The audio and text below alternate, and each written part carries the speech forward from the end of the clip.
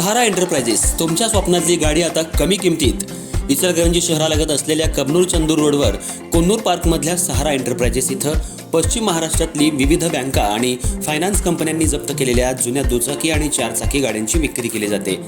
Showroom किमतीपेक्षा 25 ते 50% कमी दरात, उत्तम स्थितीत आणि संपूर्ण कागदपत्रांसह त्वरित डिलिव्हरी.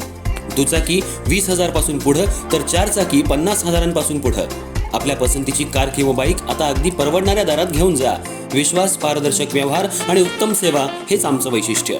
पत्ता Konnur park, Kabnur Chandur road, Ichalkaranji. Proprietor Rajubhai Ajgar. संपर्क 8055810910 आणि 9860785786.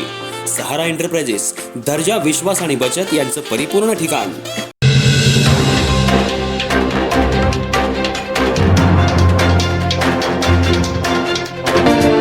नमस्कार, मी तेजस्विनी मगदूम. एम मराठीमध्ये आपल्या सर्वांचं स्वागत आहे. पाहूयात ठळक घडामोडी.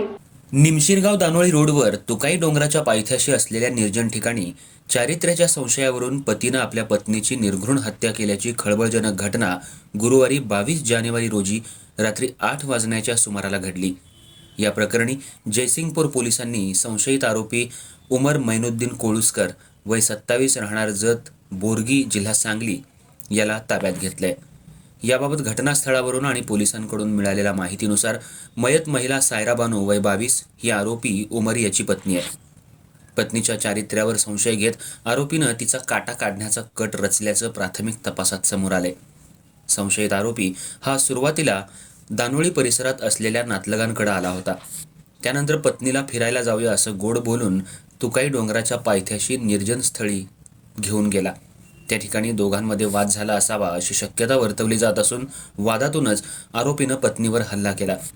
चारित्र्याच्या संशयावरून आरोपीनं सायरा बानूच्या डोक्यावर, तोंडावर आणि पाठीवर दगडानं जोरदार घाव घातले. त्यानंतर धारदार हाताळ्यानं तिच्या पोटावर वार करून तिचा निर्घृण खून केल्याचं घटनास्थळी आढळून आले. घटनेची माहिती मिळताच जयसिंगपूर पोलिसांनी तात्काळ घटनास्थळी धाव घेतली. मृतदेह ताब्यात घेऊन पंचनामा करून उत्तरीय तपासणीसाठी पाठवण्यात आला.